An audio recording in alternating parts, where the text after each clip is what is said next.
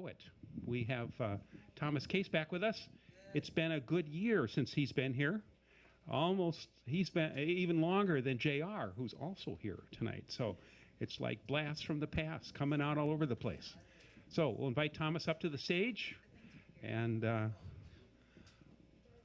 have him read for us. Whoa. All right. Do you need that little duck? Okay, come on up. Thanks.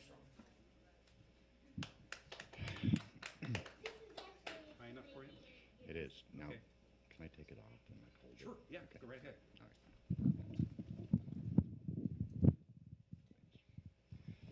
All right, thanks. Thanks, Tom. I'm Thomas Case. Do a few poems for you tonight. This one's called Ode to a Crazy Rich Friend in a Nut House in California. Give me lazy lithium days, soft asylum, Cheshire madness. This sadness only lasts a while.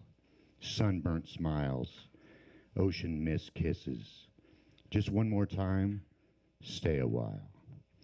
Give me sweet Mai Tai nights, gentle lunacy. The Mad Hatter moon laughs at me, but the sadness only lasts a little while. Just one more time, stay a while. Do I dare? Do I dare wear white pants and stroll along the sand? Oh, let me feel my feet dance across the beach as I steal away the day into the evening. Every moment, I own it, and I'll savor the flavor of your smile. If you can't, stay a while. Thanks.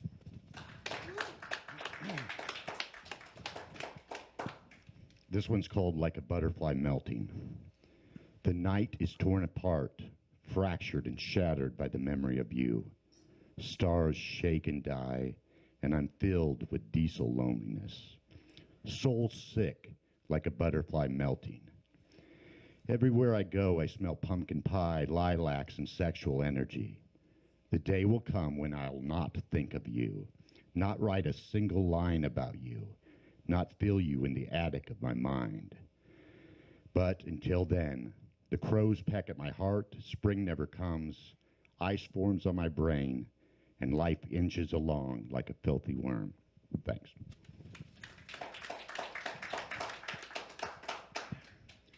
This one's called Breath. I was just thinking about your breath before you brush your teeth. I love it. It reminds me of simple, beautiful things like streams flowing gently over slippery, moss-covered rocks, and puppies at about 3 weeks old, right before they open their eyes. The way they wiggle around with their little ears pasted to their heads, blind to the world, soft, plump bellies full of mother's milk.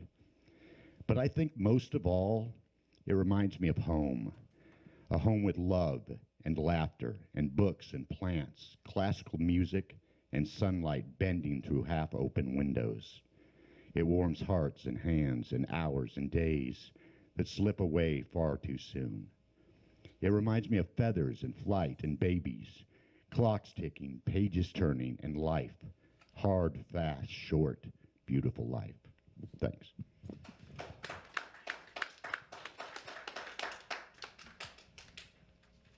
This one's called Make the Static Go Away. Make the static go away, the dead dog depression, the fleas tiptoeing across my brain. Hate locks the door to the heart and puts the soul in a cage. The rage consumes like a West Coast fire. Make the static go away, the electric anxiety, the butterfly swimming in my blood.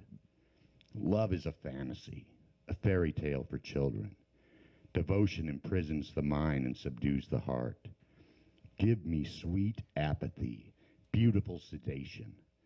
Let me float in bliss untethered by emotion. Let me get lost deep in the core of the orchid and sail aimless in the vast chasm of the sea. Give me beautiful lethargy. Thanks. This one's called Time and Dirt. He had that groaning soul loneliness, like a puffy white cloud floating aimless and aching toward the black abyss. that gray sky sadness, like he was 5 years old and just watched his dog get hit by a car.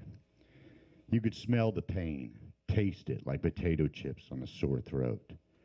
It smelled like a basement or cobwebs. I told him nothing will fix that crap, just time and dirt. He didn't blink, and his soft walnut eyes flashed crossword confusion. Thanks.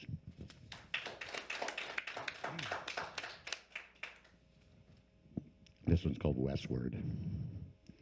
I can taste the lavender sky, smell the pink, squeeze the orange out and drink it like a screwdriver.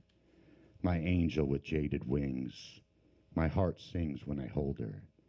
I can touch the burnt umber of her hair, and I'm in Wonderland, because she's my Alice, and I want to bring her safely home. Thanks. This is well-versed in delirium. She left me like bruises. She left me like Brutus left Caesar, like a shark attack. My back was bent and bleeding, and I was well-versed in delirium. She had the electricity shut off the day after she abandoned me, and I drank my way into a new oblivion. There were kittens in the walls, shadows tall and hot, and I was well-versed in delirium. I stole 4 Locos from the convenience store, but not enough to keep the goblins at bay. They chased me through my nightmare, molested me at dawn. The elixir exorcised the monsters, but I often misplaced it in the dryer fireplace. Meat began to rot in the freezer, and I was well-versed in delirium. My moon-flowered brain thought the cat tree was a person. I paced the floor and talked to it, asked questions, sought solace. Degradation of the mind reached critical mass, and I landed in the psych ward again. The bats brought seizures and cheesecake and yogurt berry parfaits that were to die for. I was well-versed in delirium. Thanks. And I'll just close it with this one, Lonesome Neon Nights. This is published in my book, Artichokes, Avocados, and Van Gogh, published November 2015. So, Lonesome Neon Nights. Angels with broken wings, frostbitten dreams, morphine nights, and gangrene schemes.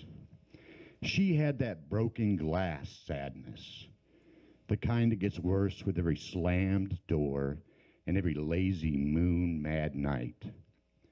The light in her eyes was dim, like a candle in the fog, like a frog that dreams of flying but wakes up to the same old pond day after degrading day. God, every time I see her, I want to take her home and give her a bath, feed her strawberries and rub her feet. I want to free her from the rain-slick suffering she's stuck in, wash away the stench of the lonely diesel strangers. But I can't save her. Hell, I can't even save myself. So I bum her a midnight special and light it for her with a brief sulfuric blaze of glory bereft of any lasting light.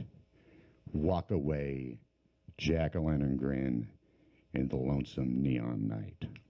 Thank you.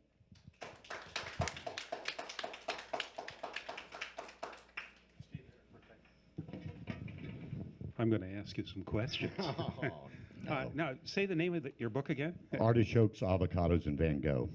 Artichokes, Avocados, and Van Gogh. Yep, available through Amazon, Barnes & Noble, and the Coralville Library. Oh, okay. I didn't know that you'd done this. This is recent. Yep, November 2015. Wow. Okay.